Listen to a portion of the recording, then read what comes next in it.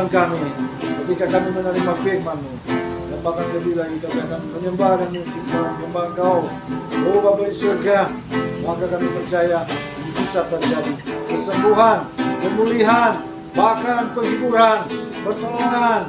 Tuhan membuka jalan bagi kami yang tertutup jalan, bahkan segala pergumulan masalah yang kami hadapi sebagai pribadi, sebagai keluarga, sebagai satu rumah tangga, sebagai satu institusi, satu pelayanan. Bapa, kami percaya kuasa-Mu Maha Dahsyat yang campur tangan atau yang menolong sehingga keberhasilan, kemenangan, pemulihan, perkembangan, dan segala hal-hal yang terbaik boleh terjadi dalam kehidupan kami. Makasih Tuhan, semua halangan-halangan yang mengganggu pemberitaan firman ini, pekerjaan kuasa kegelapan yang mengganggu konsentrasi hati kami dan pikiran kami akan tolak semua itu, katakan hancurkan di dalam nama Yesus. Kami mohon kedaulatan dari surga yang berkuasa di tempat ini oleh Roh Kudus Tuhan, Tuhan yang pakai hamba-Mu, baik yang mendengar dan hamba-Mu yang Kau pakai sebagai saluran firman, semuanya diberkati, bahkan iman kami akan disempurnakan. Terima kasih Bapak, siap sambut firman-Mu, daftar isi hati Tuhan. Demi nama Yesus Masiah, haleluya, amin.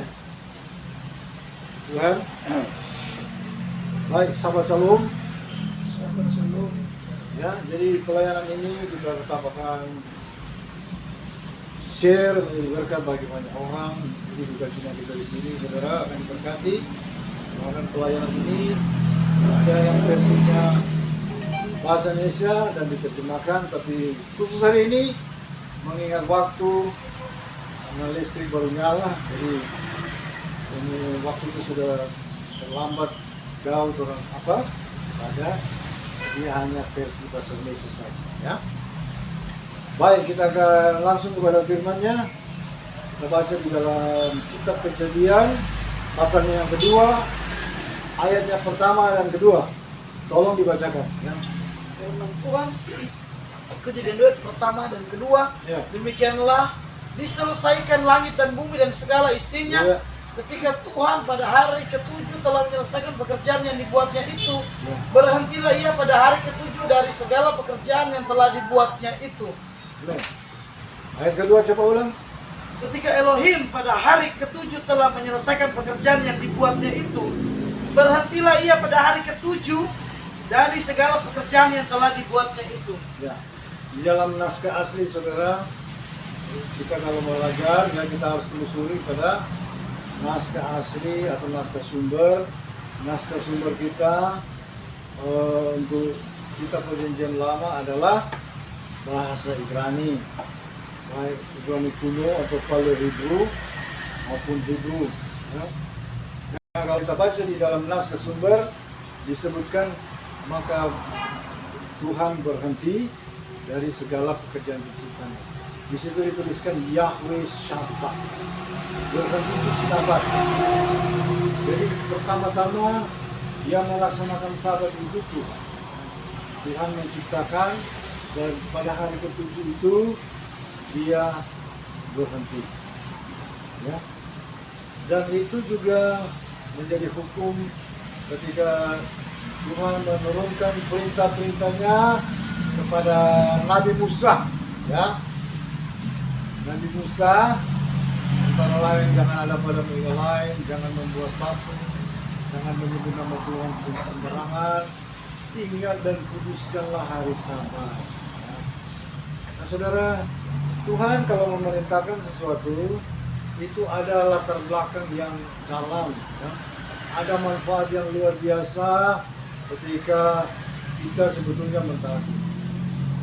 Jadi Adam sebetulnya diciptakan, sebetulnya Adam harus melaksanakan Sabat. Tapi ketika Adam jatuh dalam dosa, Anda tidak akan baca lebih jauh hal-hal lebih banyak tentang Adam dan Hawa, kecuali Anda baca kitab Adam dan Hawa itu. Itu ada sebetulnya di Play Store, ya, sudah ada. Anda cari di Lost Books of the Bible, jadi kitab-kitab yang hilang dari Bible atau Alkitab. Ya. Di situ antara lain ada kitab Adam dan Hawa, kitab itu memang ditemukan belakangan ini.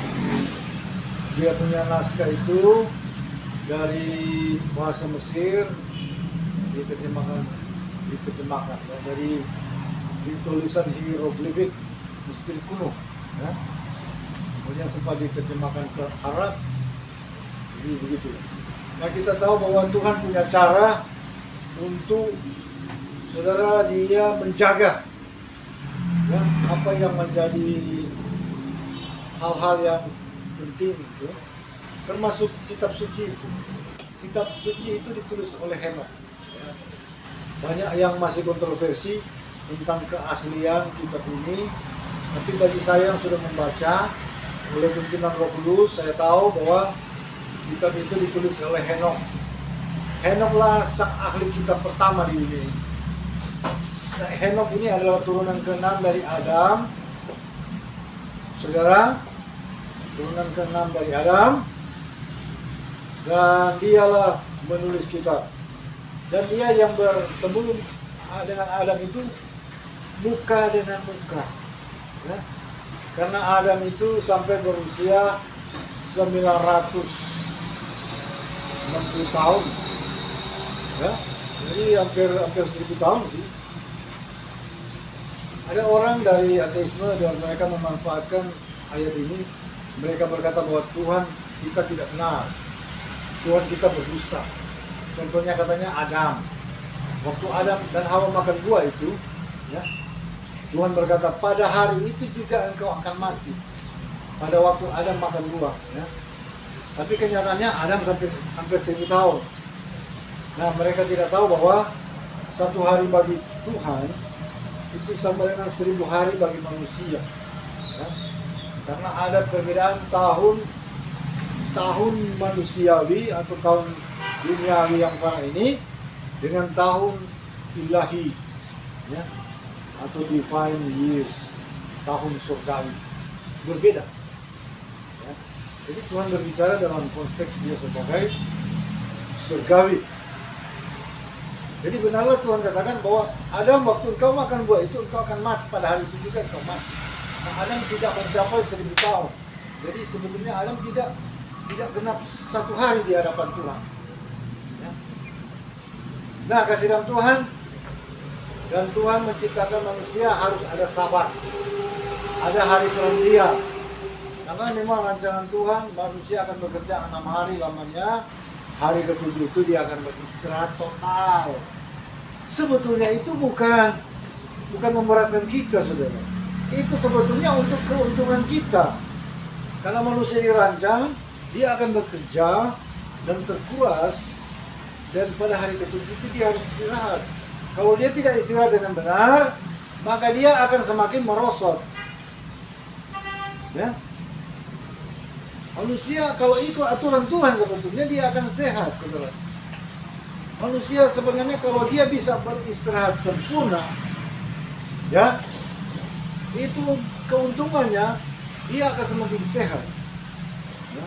Karena manusia kita ini terdiri dari sel-sel molekul tubuh ini, jaringan tubuh ini, ada yang mengalami dengan nama keausan.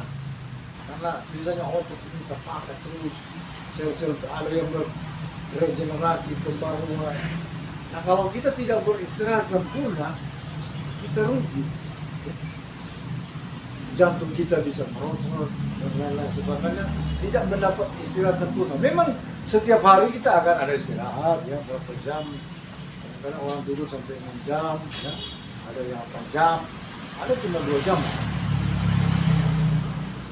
Nah, kalau dia tidak istirahat benar, yang rugi dirinya sendiri, dia akan semakin merosot. Ya. Regenerasi tidak terjadi dengan baik, metabolisme tubuh mengalami gangguan dan lain-lain. Ya, contohnya saudara, buktinya hari ini saudara boleh lihat secara fisik, ya. Ini secara pengertian lebih dangkal. Israel itu sebagai bangsa yang paling taat melaksanakan sabat, mereka hari ini menjadi bangsa yang terunggul di dunia. Buktinya, mereka punya sumber daya manusia rata-rata di atas rata-rata. Orang bodoh dari Israel boleh kata orang pintar. Dorong ke produksi, ekspor impor, militer, intelijen, sains, teknologi dan lain sebagainya, ekonomi, budaya. Mereka punya budaya yang terunggul. Semua aspek. Apa rahasianya? Mereka menjalankan sabar. Jadi mereka bersumber daya setiap hari lebih hebat. Orang ini terkuras 7 hari, 7 malam, kerja. Lebih hari bukan lebih maju. Banyak orang lebih hari lebih mentok. Tapi Israel, mereka istirahat dengan benar ya. 1 hari pun boleh saudara. Karena mereka punya aturan ini, taat kepada aturan Tuhan, maka mereka punya manajemen kehidupan itu the best. Ya. Jadi mereka bisa tata kehidupan mereka. Jadi karena terbiasa dengan perintah Tuhan, maka mereka kalau mau bersabat hari Rabu Kamis itu sudah siap. Makanan di rumah. Jumatnya ya mau menjelang sabat sudah selesai. Kalau kita ini masih ikut sabat, belum terbiasa, belum terpola, belum menjadi budaya, kalang kabut. Karena pada hari sabat masih sibuk siapkan makanan ini itu segala macam. Ini dia petanda manajemennya payah, ya. Amin. Karena standar manajemen yang baik ini kita lihat negara Israel, lihat saja pola mereka, tatanan struktur mereka, bernegara, berbangsa, bersosial masyarakat mereka luar biasa. Ya. Coba pilih Israel, mereka punya teknologi paling di atas, mereka punya kemakmuran di atas, ya. Semua di atas. Buktinya apa? Itu karena sahabat. Orang bersahabat dengan benar, bukan hari lebih lemah sebenarnya. Dia semakin lama semakin kuat, semakin sehat, semakin diberkati. Itu secara fisik. Secara non fisik atau secara psikologi atau secara kerohanian, ada berkat yang lebih dahsyat lagi. Ya. Saudara baca Yesaya 58. Jadi ini saya buka saudara, karena ini hal mendasar. Seluruh gereja yang bernama gereja itu dia harus kembali ke kebenaran itu.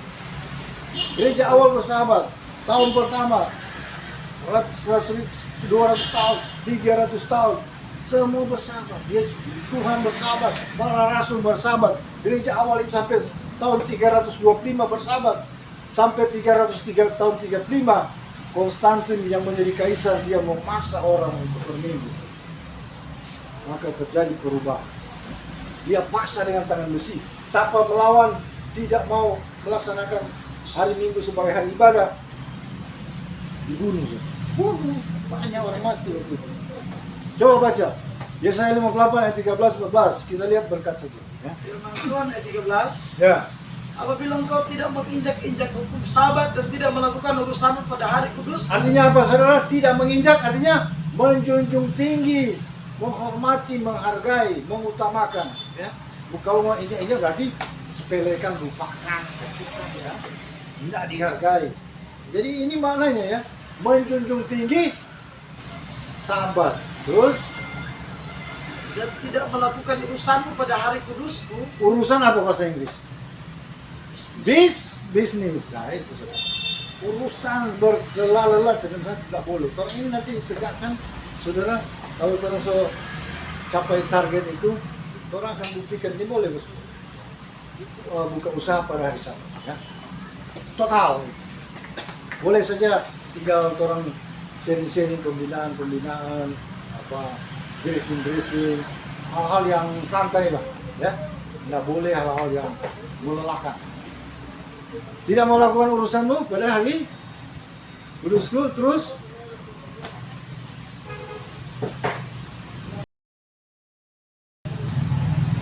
Yesaya 58.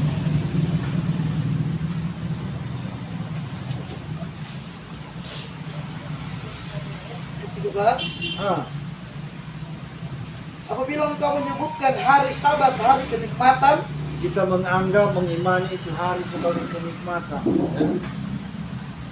Terus dan hari kudus Yahweh, hari yang mulia, sebagai yang kudus, yang mulia. Apabila engkau menghormatinya dengan tidak menjalankan segala acaramu, menghormatinya tidak menjalankan acara-acara lain, ya. Dan dengan tidak mengurus urusanmu atau berkata omong kosong. Tidak mengurus urusan bisnis dan tidak berkata-kata yang sia-sia. Maka engkau akan bersenang-senang karena Tuhan. Oh, Tuhan katakan ini, Tuhan yang bilang, bukan siapa ini. Engkau akan bersenang-senang, itu jaminan kalau Tuhan bicara. Dan aku akan membuat engkau melintasi puncak bukit-bukit di bumi. Aku akan membuat engkau, di dalam versi lain dikatakan, aku akan membuat engkau berkendaraan kemenangan. Amin. Melintasi puncak-puncak di bumi ini. Artinya apa, saudara? Kendaraan apa? Fasilitas. Tuhan akan fasilitasi kita. Contohnya saya bilang Israel, ya. Anda jangan lihat lain saja. Bukti nyata pada zaman ini yang tidak bisa dipungkiri, mungkin Israel itu jadi bukti bagi seluruh dunia sebagai bangsa yang taat melaksanakan Sabat, ya. Dia Tuhan fasilitasi berkendaraan kemenangan, biar dia banyak hadapi tantangan. Tapi dia negara paling aman di dunia mana, saudara? Ya Israel. Saudara, padahal boleh kata dia pemusuh tinggal di dalam beliau. Tapi mau cari negara paling aman di dunia ya Israel. Ya, buktinya apa, saudara? Coba lihat, orang turis itu tidak terhalang, pergi terus. Turis, ya, yang hijrah yang berkunjung ke Israel, saudara, tidak terhalang. Berarti aman, amin. Jadi Tuhan fasilitasi berkendaraan kemenangan melintasi puncak-puncak atau mencapai puncak-puncak, saudara. Artinya ini maknanya, saudara. Tuhan kalau berbicara itu, Tuhan itu seninya sangat tinggi dan sangat dalam. Tuhan katakan, engkau berkendaraan kemenangan mencapai puncak-puncak. Saudara, bukan orang naik pesawat mau lintasi Himalaya dengan gunung-gunung tinggi. Bukan. Artinya itu difasilitasi Tuhan, diangkat ekonomi kita, harkat martabat kita, kehormatan kita, kualitas kita, Tuhan angkat, ya. Mencapai puncak dari segala karir kita, puncak dari segala profesi dan usaha kita. Itu jaminan. Kau pikir Israel apa yang bersumber daya, ya? Yang pertanian sedikit, dia lahan kecil, tapi dia produksi ekspor impor itu dia ekspor luar biasa. Dia buah-buah dari Israel paling disukai di seluruh pasar Eropa, Amerika. Dan lain-lain. Dia hasil unggul. Karena apa? Ketaatan. Ya. Saudara, gereja awal bersahabat. Tuhan Yesus tiap Sabtu di bait suci, di sinagog, ya. Berkhotbah, mengajar. Rasul-rasul tiap sahabat. Jemaat awal sahabat. Ya. Nanti perubahan itu oleh Kaisar Konstantin dengan tangan besi. Ya. Orang tidak melaksanakan sabat yang melaksanakan dan tidak mau ibadah hari Minggu dibunuh. Karena dia mau seluruh penduduk Roma itu menyembah pada hari Minggu, Sunday, hari matahari. Jadi sebenarnya, saudara, artinya ini kita bicara saja, kita tidak usah terlalu tapi yang praktis saja, kita kembali kepada yang murni. Ya. Karena itu perintah. Tuhan Yesus juga bangkit dari Sabat. Tuhan Yesus bukan mati menjelang Sabat mingguan, bukan. Sabat agung itu Paskah. Paskah itu tiap tahun dia tidak jatuh pada hari yang sama. Misalnya Paskah tahun ini dia jatuh pada hari Jumat.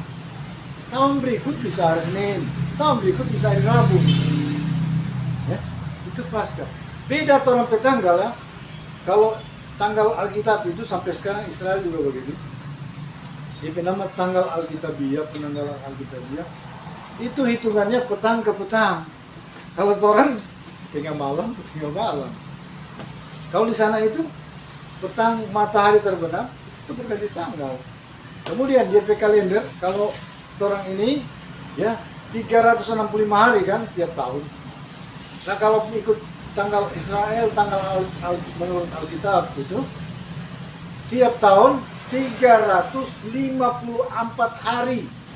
Beda 11 hari dengan tahun penanggalan Georgian ini. Ya. Ini kalender Georgian. Ya. Jadi saudara, Tuhan bangkit bukan pada menjelang Sabat mingguan, menjelang hari Sabtu, bukan. Itu menurut pakar-pakar dan perhitungan yang sangat mutakhir. Dia hitung kematian Tuhan kira-kira tahun 33 Masehi itu kena hari Rabu. Jadi kalau tanggal Ibrani itu 14 Nisan dia mati. Jelas di situ 14 Nisan menjelang masuk yaitu perayaan Paskah atau Pesak. Jadi perayaan Pesak itu 15 Nisan. Jadi Tuhan meninggal sore kira-kira jam 3 jam memasuki Paskah. Paskah itu dirayakan 7 hari. 15 Nisan sampai 22 Nisan. Itu Sabat semuanya, 7 hari itu Sabat. Karena itu disebut Sabat Agung. Di dalam Yohanes 19 ayat 31. Tuhan mati menjelang Sabat Agung. 3 jam hendak memasuki Sabat Agung, Tuhan Yesus meninggal. Jadi dia meninggal petang menjelang Sabat Agung atau menjelang Paskah. Dia dimasukkan ke kubur menjelang gelap. Hampir gelap dia mati. Jam 3 dia mati. Ketika hampir gelap matahari terbenam, hampir terbenam, tubuhnya dimasukkan ke kubur. Nah, saudara tahu, Yesua itu di dalam kubur 3 hari 3 malam. Karena dia telah berulang kali berkata bahwa sebagaimana Nabi Yunus akan ada di perut, yang berada di perut ikan 3 hari 3 malam, demikian juga anak manusia akan ada di perut bumi 3 hari 3 malam. Saudara, kalau Anda hitung 3 hari 3 malam dari hari Jumat misalnya, ya, dia tidak masuk. Jumat petang misalnya, Sabtu petang 1 hari, Minggu petang, ya 2 hari, Senin petang ya. Salah, tidak benar itu, ya. Jadi dia mati menjelang 15 Nisan 3 jam menjelang malam, ya. Itu menurut hitungannya dia jatuh pada hari Rabu. Hari Rabu petang tahun 33 Masehi Tuhan mati. Tergantung disalib pada tanggal 14 Nisan. 14 Nisan ini maka dia dimasukkan ke kubur pada menjelang malam. Nah, 3 hari 3 malam sesudah itu dia pasti bangkit pada waktu yang sama dimasukkan ke kubur. Amen. Jadi masih Sabat. Ya, hari Rabu petang lihat ya, saya itu. Rabu petang, ya, jam 3 meninggal. Ya. Kamis petang 2 hari. Rabu petang ya. Kamis petang 1 hari kan. Jumat petang 2 hari. Sabtu petang 3 hari pas. Pada waktu yang sama dia dimasukkan ke kubur. Ya. Jadi menjelang. Karena itu kalau terjemahan saya sudah telusuri kenapa orang di Markus itu dikatakan bahwa Tuhan bangkit pada awal mula hari pertama. Ada salah. Saya sudah telusuri naskah Yunaninya. Naskah Yunani itu sebetulnya ada satu kekeliruan. Sebenarnya dikatakan bahwa dia bangkit pada penghujung hari menjelang hari pertama. Nah, hari pertama Alkitabiah, saudara, bukan tengah malam. Hari pertama orang Israel itu ketika matahari terbenam, petang itu hari Sabtu, sudah berganti tangan. Jadi dia bangkit di penghujung menjelang hari pertama. Itu masih sama.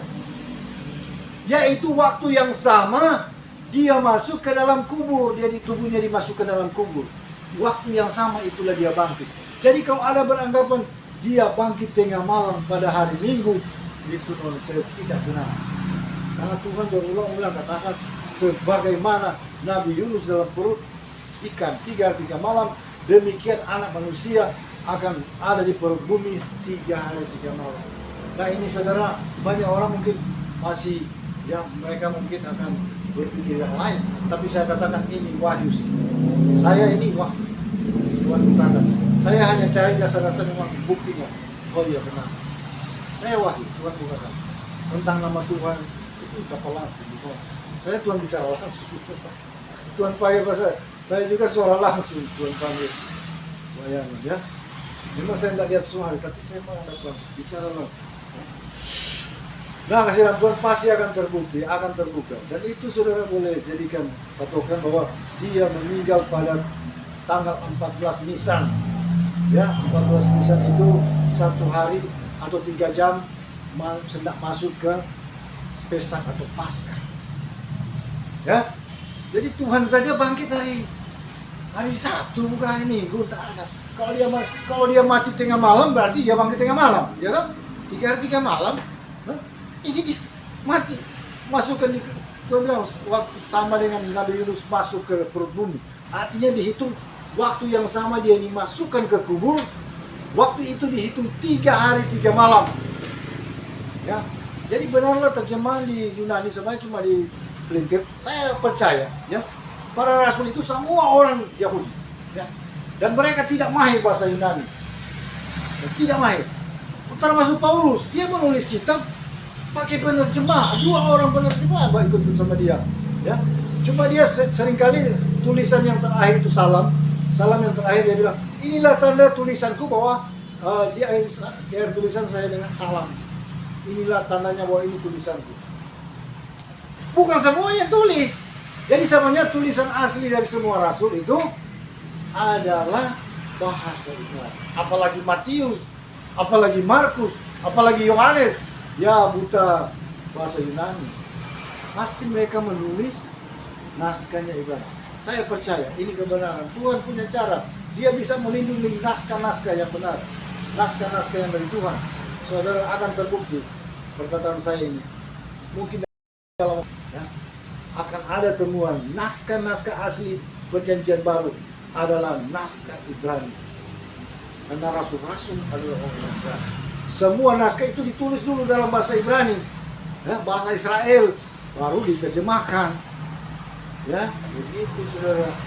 Ini juga tidak menyesal, pasti begitu. Ya.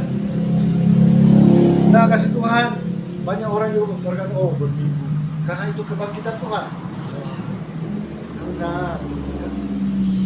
Nah, perintah Tuhan. Apakah dengan mati Tuhan di Bukit Golgota, Efesus 2 ayat 15 atau 5 ayat 12. Ya, bahwa sebagai dengan matinya dia di kayu salib telah menghapus Torah atau hukum Torah. Saudara, hukum tidak pernah dihapus. Yang dihapus adalah permusuhan, yaitu kutuk sumpah. Kalau hukum tetap jangan ada pada ilah lain. Kalau engkau ada ilah lain, engkau melanggar perintah. Jangan membuat patung dan menyembah. Kalau engkau buat patung dan menyembah patung, engkau melanggar hukum. Ya. Jangan sebut nama Tuhan dengan sembarangan. Kalau engkau sebut nama Tuhan dengan sembarangan, dengan main-main, engkau bersalah. Ya. Itu melanggar hukum. Kalau engkau juga melanggar Sabat, Tuhan katakan, ingat dan kuduskan hari Sabat. Ya. 6 hari lamanya engkau bekerja, hari yang ke-7 adalah Sabat, perhatian penuh. Engkau melanggar Sabat, engkau kena hukum sebenarnya. Kena hukuman. Ya? Hormati ayah ibumu. Apakah sudah dihapus? Buktinya semua berlaku toh. Mana hukum 10 perintah tidak berlaku? Sudah dihapus, tidak benar. Kalau engkau melupakan 10 perintah, engkau main tipu, engkau main bunuh orang, ya engkau berakhir di penjara. Ya tak? Semua berlaku 10 perintah, termasuk Sabat. Gereja apa bersabat? Ini bukan soal, saya ini bukan dogma, bukan. Saya juga yang mana yang benar itu pegang. Ya. Bagi saya sebagai pribadi, saya pengikut Tuhan, yang murni, ya, yang murni. Pengikut Tuhan gereja awal harus pekerjaan roh. Dan itu sama sekarang kalau gereja awal bukan pekerjaan roh, tanda tanya.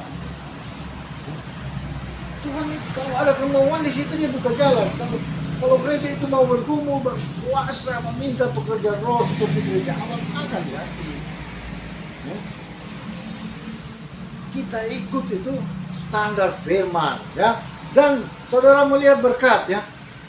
Allah, apabila engkau tidak menginjak-injak hukum Sabat, engkau melakukan dengan benar, dengan layak, Tuhan katakan, aku membuat engkau berkendaraan kemenangan.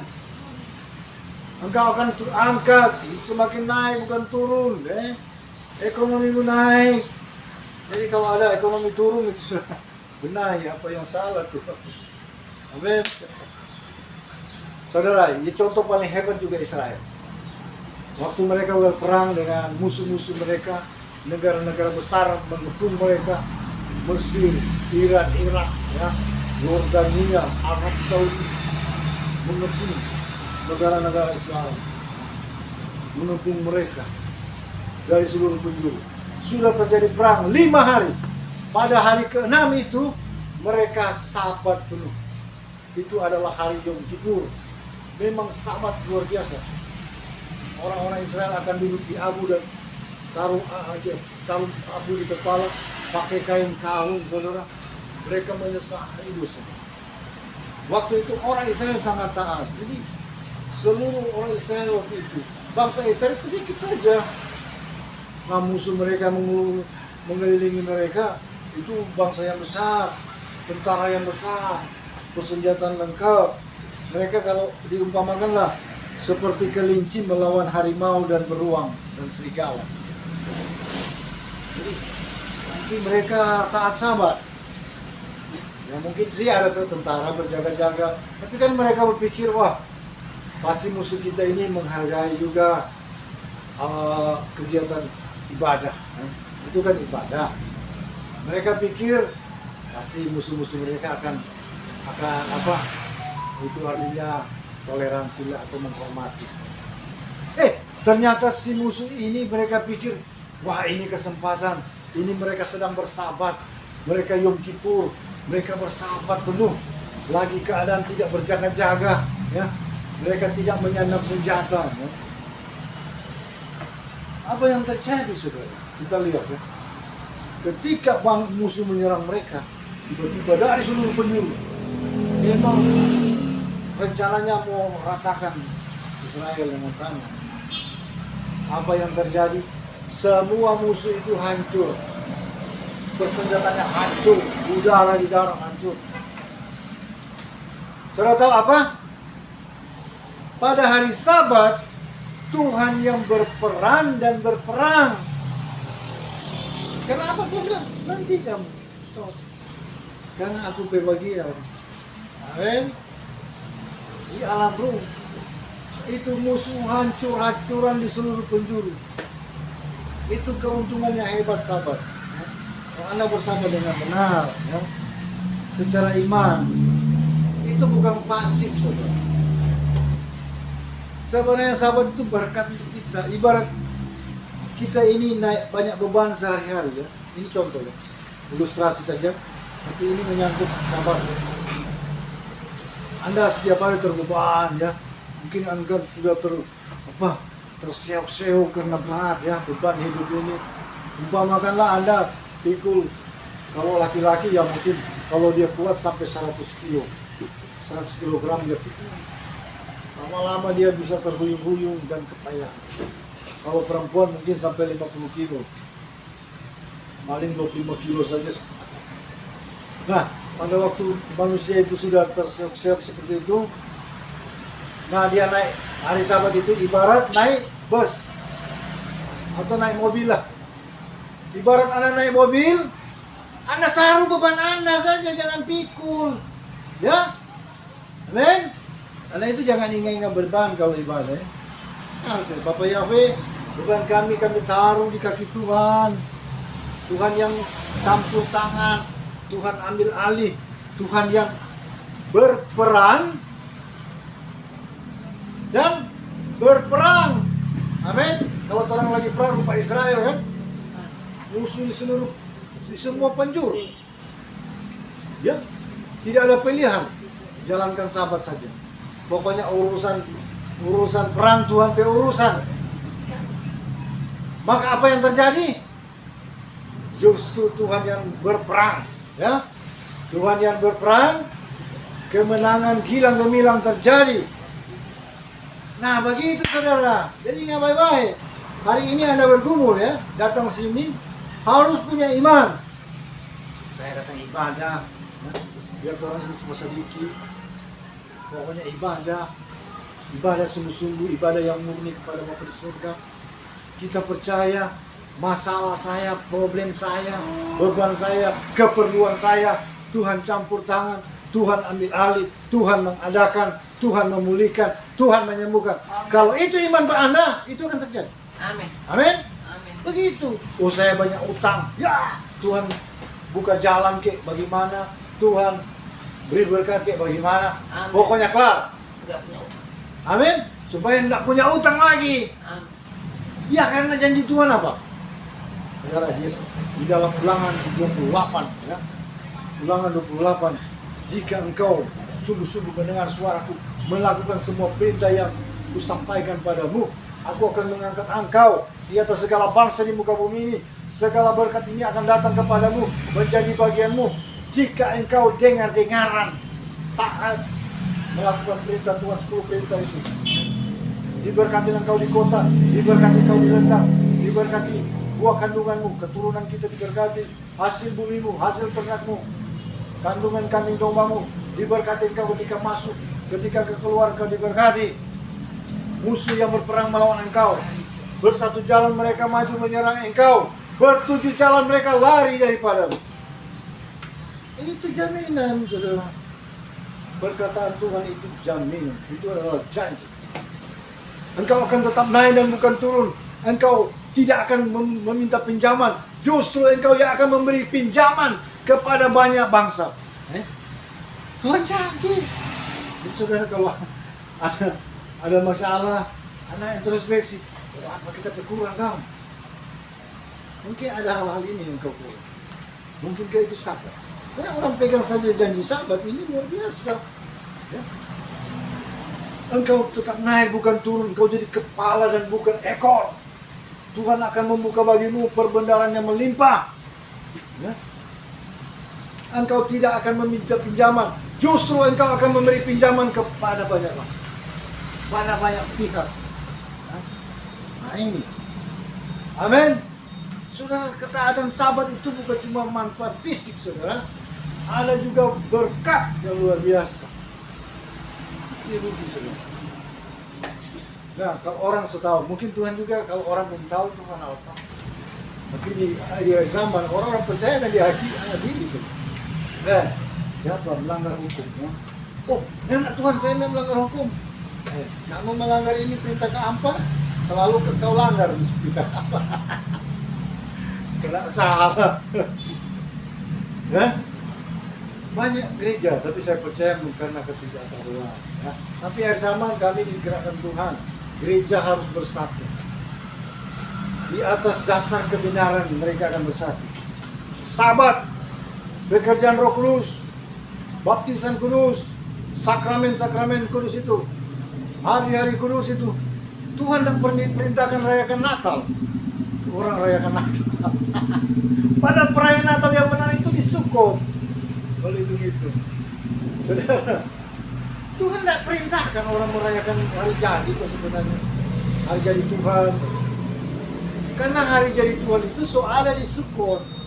Dia lahir pada waktu perayaan Sukot, ketika orang-orang Israel mudik pulang dari seluruh penjuru.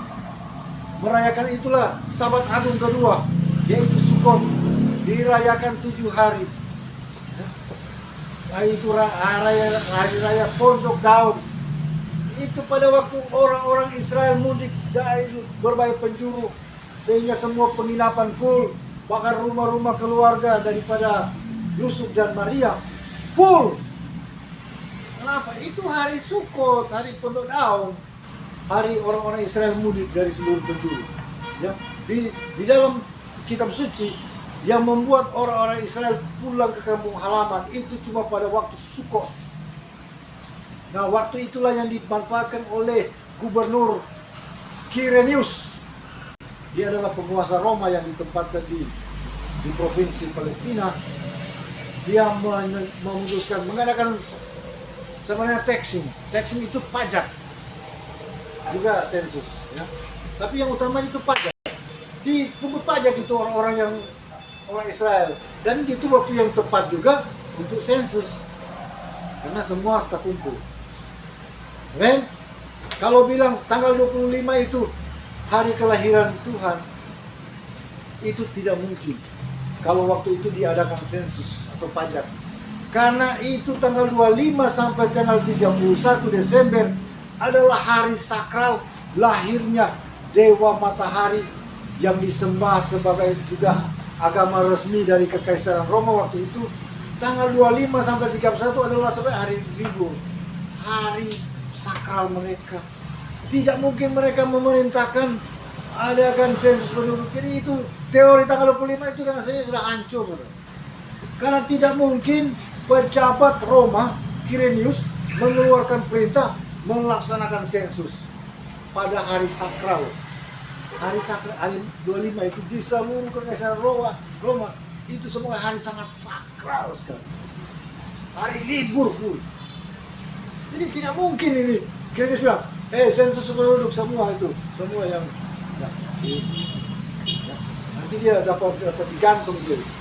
Quirinius ini kalau dia laksanakan sama dengan mencemarkan hari sakral mereka, hari Kekaisaran Roma ini. Kalau dia bilang perintah, bikin sensus, kalau tahu hari libur, kita dapat panggil dia, digantung dia. Ya? Dari itu tanggal 5 itu sudah berlaku itu pakar satu pun. Kita berdasarkan firman. Kalau kita ikuti sejak Imam Zakaria dari rombongan Abia itu sudah jelas. Rombongan Abia tugasnya minggu ke-8. Minggu ke-8 berarti pada bulan kedua. Nah, bukan bulan kedua penanggalan Torah, penanggalan Alkitabiah. Bulan kedua adalah Iyar. Jadi Nisan, Iyar, Siwan, Tamus, Abib, Elul, Tisri, Keswan, Kislu, ya, Sevan, ya, Adar. Saudara, itu bulan keduanya Ibrani, bukan bulan kedua kita. Ya. Jadi bulan kedua, akhir bulan kedua, Zakaria kembali. Bulan ketiga, Siwan. Siwan dia mulai kumpul dengan Elizabeth, istrinya. Ya. Jadi Siwan itu sepanjang Siwan, pada bulan berikutnya Tamus, usia kandungan Elizabeth 1 bulan. Tamus. Jadi kita lihat Tamus, ya, Habib, Elul, Tisri, ya. Bulan Keswan, Maria datang kepada Elizabeth, ya. Maria datang kepada Elizabeth. Pada bulan ke-6 kehamilan Elizabeth, Maria datang ketemu dengan Elizabeth, ya. Nah, dari situ mulailah Maria bulan berikut berarti Keswan, Kislu. Pada akhir Kislu berarti mulailah kehamilan daripada Maria. Kalau karena hitung itu terus itu, maka berdasar itu saudara Anda akan tahu pastilah Yohanes Pembaptis lahir pada waktu Paskah. Esak 14 Nisan kira-kira sampai, karena 9 bulan 10 hari. Kalau Anda hitung baik. Kemudian Tuhan Yesus lahir pada bulan Tisri pada tanggal kira-kira 15 sampai 20. Itu pada waktu orang-orang Israel mudik lah dari seluruh penjuru. Nah, kasihan Tuhan, dan juga hari raya pondok daun itu maknanya Sukot itu makna tersembunyi, makna profetik, ya. Makna nubuat di balik semua hari raya itu. Kalau pondok daun artinya Tuhan datang berkemah dengan manusia. Kalau Paskah, arti tersembunyi, arti profetiknya adalah Yesus sebagai anak domba Paskah yang tidak bercacat, yang menebus dosa dunia. Kemudian 3 hari dari awal dari Paskah ini adalah hari buah sulung, yaitu bertepatan dengan hari bangkitnya Tuhan dari antara orang mati sebagai yang sulung. Ya. 50 hari dari kebangkitan ini dihitung adalah hari turunnya hukum Torah. Juga di kegenapannya adalah hari turunnya Roh Kudus. Roh Kudus adalah roh hukum, roh kebenaran, roh keadilan. Itulah sebenarnya makna daripada Shavuot, hari Pentakosta. Ya. Torah yang hidup. Kalau dulu Torah tertulis tuh, jangan ada pada budaya lain. Waktu di loteng Yerusalem pada tanggal yang sama itu kegenapannya roh Torah, roh hukum. Sebenarnya kalau orang ada roh Kudus, itu dia tahu, oh ini boleh, ini jangan, ini boleh. Karena ada Roh Kudus yang pimpin sama dia. Ya. Sebenarnya kita mau bilang, ya, orang kalau betul-betul peka dengan Roh Kudus, ya, dia menyatu dengan Roh Kudus, dia itu ada di atas hukum. Tidak ada hukum bisa menjerat dia, karena dia di atas hukum loh. Oleh Roh Kudus dituntun, jangan ini, jangan itu, jangan ini. Dia harus begini. Tidak akan melanggar. Situ Anda kalau suka hidup ini lancar, Anda harus peka terhadap Roh Kudus. Minta setiap hari. Bagaimana mau menerima Roh Kudus? Gampang. Tiap hari pokoknya minta, Roh Kudus pimpin saya. Roh Kudus, saya buka mata jangan dulu cari slop. Baru berdoa, Roh Kudus, Bapak Yahweh pimpin saya. Pimpin rumah tangga saya. Pimpin usaha saya. Makanya, kalau engkau setiap hari berdoa, itulah yang terjadi. Ya? Kalau orang ada Roh Kudus, dia akan tidak gagal. Tidak akan gagal. Mungkin dia gagal sebagai Tuhan luaskan sebagai pelajar, tapi dia akan bangkit lagi, ya, lebih kuat, lebih sempurna, ya. Itu kalau orang ada Roh Kudus, ya. Orang ada Roh Kudus, ada roh hukum itu, tuntut sama dia, tidak boleh ini, melanggar hukum. Ini jangan berzina, jangan membunuh, jangan merugikan orang, jangan begini, jangan mengambil keuntungan yang tidak wajar. Itu semua ada. Haleluya, amin. Jadi menang saudara. Kita harus bersabar untuk keuntungan. Hari Sabat itu hari kenikmatan. Ya, mungkin ada orang bilang, "Loh kalau begitu apa bukti?" Saudara, kami pernah buktikan hanya bagi Lestari. Ya.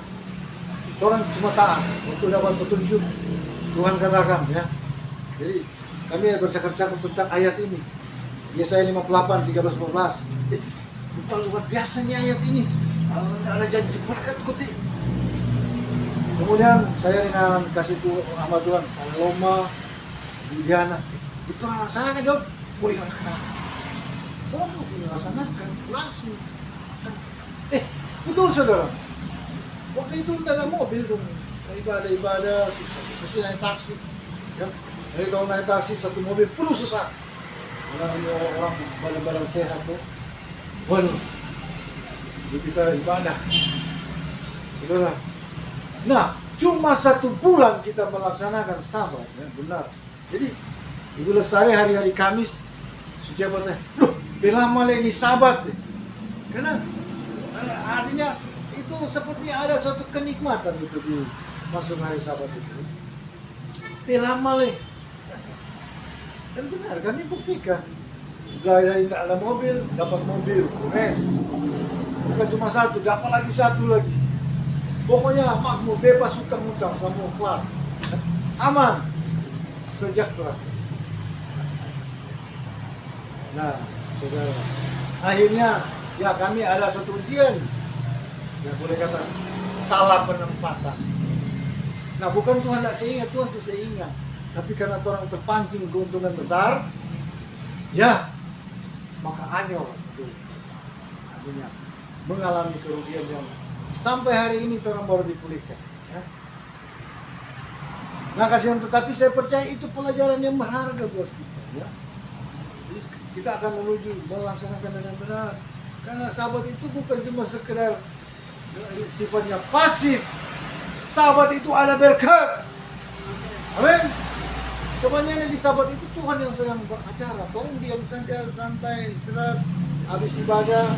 Israel itu kalau dari perjanjian lama sampai perjanjian baru, kalau Sabat itu cuma habis ibadah, istirahat di rumah, bermeditasi, ya dengan Tuhan, mengalami itu betul-betul ketenangan sempurna, ya. Damai sejahtera sempurna itu. Jadi memang situasi harus dibuat supaya itu benar-benar menenangkan diri, beristirahat dan bermeditasi. Kalau meditasi artinya kita mulai renungkan apa yang kita telah buat minggu berjalan, ya. Oh, saya ini salah di sini. Kita mulai evaluasi. Sebenarnya orang bersabat dan bermeditasi itu tajam sekali. Dia mulai bisa mengevaluasi pekerjaannya, dia mulai bisa berencana yang baik ke depan. Seperti orang Israel, mereka lebih lama, lebih mantap, lebih hebat, prestasi mereka lebih luar biasa, lebih sempurna, lebih unggul, ya. Semakin lama, kalau kita ini tidak sabar dengan benar, lebih lama bukan lebih maju, lebih merosot, ya.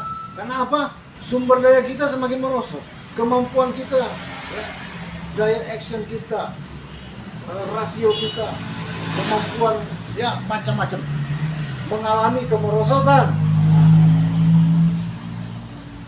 Nah, dikasih dalam Tuhan ya rugi orang tidak bersalah. Cuma saudara harus tahu harga mati bahwa kebenaran itu. Gereja di hari sama itu harus kembali. Iblis dengan rupa-rupa cara telah merusak, memecah belah gereja. Ajaran Sabat itu bukan Advent, bukan. Kami bukan Advent juga. Kami ya Roh Kudus. Ya kalau itu Roh Kudus sepenuhnya benar. Kami itu maunya Roh Kudus sepenuhnya Roh Kudus. Supaya yang benar aja. Bukan agama. Kami dalam hal melayani tidak mengutamakan denominasi gereja, tapi mengutamakan kepentingan Tuhan. Kepentingan Tuhan, apa rencananya? Yang jelas, Tuhan taruhkan pada kami, gereja harus bersatu di dalam Tuhan. Biarpun beraneka macam denominasi, mungkin di dunia ini ada ribuan, puluhan ribu mungkin denominasi di dunia ini. Tapi semuanya akan menyatu dalam kebenaran. Semuanya harus kembali Sabat. Amin. Tidak ada harga tawar. Semua harus pekerjaan roh. Kalau Anda tidak punya pekerjaan roh, tidak mungkin Anda menang melawan iblis. Saudara, dan saya rekomendasikan baca kitab Adam. Kalau Anda bisa, saya rencana terjemahkan. Mungkin dari sini juga saya akan langsung terjemahkan nanti. Saya akan kitab Adam dan Hawa ini dari kitab pertama sampai kedua saya akan rekam. Saya baca bahasa Inggrisnya, kemudian langsung diterjemahkan ke Indonesia supaya bisa langsung dipahami. Saudara, di situ dikisahkan bagaimana sebenarnya Adam dan Hawa. Mereka sebetulnya ada pakaian kemuliaan. Ternyata mereka bukan telanjang. Adam dan Hawa itu sejak diciptakan, mereka ada pakaian kemuliaan seperti cahaya menutup tubuh mereka. Bahkan para malaikat sangat hormat kepada mereka. Waktu itu mereka ada di dunia, di Taman Eden. Taman Eden ini bumi. Mereka ketika menyembah bisa melihat surga, bisa melihat penyembahan, bisa melihat malaikat-malaikat di ruang takhta Tuhan. Bisa melihat Tuhan di surga, tidak terbatas. Mereka punya mata ini tidak terbatas. Bisa melihat di berbagai tempat. Mereka itu sangat mulia, sangat luar biasa. Sebetulnya mereka bisa mengalahkan iblis. Ada otoritas yang hebat, ada kuasa yang besar. Tapi iblis mengecoh Hawa dan menipu daya dia sampai dia makan buah, dan sehingga kemuliaan itu hilang. Ketika kemuliaan hilang dari tubuh mereka, mereka sadar mereka telanjang. Tapi sebenarnya mereka ada pakaian kemuliaan. Ya, itu tentang saya dapat dari saudara kitab tertua sebenarnya. Kitab tertua yang seharusnya ada di dalam sebagai yang pertama dari kitab Kejadian sebenarnya. Ya. Tentang Adam dan Hawa dan keturunannya siapakah istrinya Habel, harusnya menjadi istri Habel, siapa yang seharusnya menjadi istrinya Kain. Tapi Kain dia membangkang, dia merontak, dan dia mengambil adik kembarnya sebanyak dulu. Jadi Anda tidak bisa tahu dari mana-mana itu siapakah anaknya Kain. Kain matinya cara bagaimana? Anda pasti tidak tahu. Itu ada di dalam kitab tertua itu. Ya. Kain dibunuh oleh Lamek anaknya dengan panah. Dia mengira papanya itu penjahat, maka dia hantam dengan panah. Ternyata papanya yang ditembak. Dan anaknya kemudian dapat pengganti Habel siapa? Set. Setnya kawin dengan siapa? Kawin dengan Aklia ini umurnya berapa? Ketika Kain kawin dengan Gulua ini umurnya berapa? Anda tidak akan tahu dari mana-mana. Itulah di kitab tertua itu. Ya? Jadi saudara, manusia sebenarnya diciptakan penuh kemuliaan. Ya? Tapi iblis telah menipu daya dan dia mau. Tidak ada yang menyaingi dia. Dan dia menipu daya berulang-ulang. Saudara, jadi sebenarnya kita ini umat Tuhan, kita ini berhak untuk hidup sukses, untuk berhasil, untuk berbahagia, untuk penuh kemuliaan. Itu semua telah dihancurkan oleh iblis. Tetapi Tuhan lewat pengorbanannya sebagai korban yang sempurna di Bukit Golgota, kita sebetulnya telah dikembalikan. Ya. Tinggal saat ini Anda yang mau klaim dengan iman. Ya. Saya katakan saudara, kalau dulu saya tidak ada apa-apanya melawan iblis, sekarang saya telah sadar bahwa saya ini menjadi tebusan Tuhan, setelah ditebus, telah dikembalikan kepada ya harkat martabat yang sebenarnya. Saudara, kita harus raih dengan iman.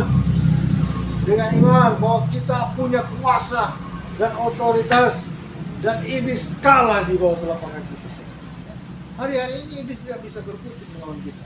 Dia tinggal dengan cara-cara segala macam, mau bikin kesusahan. Ya? Tapi hari ini iblis tidak akan menang melawan kita. Dan kita memperjuangkan apa yang menjadi hak kita. Kita telah dipulihkan. Saudara, di kitab Adam itu Tuhan Bapa Yahweh ya telah berulang-ulang menyatakan kepada Adam, karena Adam menyesali dosa. Saudara, Adam penyesalan bukan sama dengan kita. Adam penyesalan dengan Adam dan Hawa. Pertama-tama mereka berpuasa 40 hari 40 malam, angkat tangan di pantai laut mereka. 40 hari 40 malam, saudara. Bayangkan mereka punya puasa berulang-ulang. Mereka menyatakan menyesal sampai Bapak Yahweh sangat berenyuh hati. Bapak Yahweh menjawab begini, Adam, engkau akan kembali ke Taman Eden. Waktu aku datang menjadi daging dari keturunanmu pada hari ke-5,5.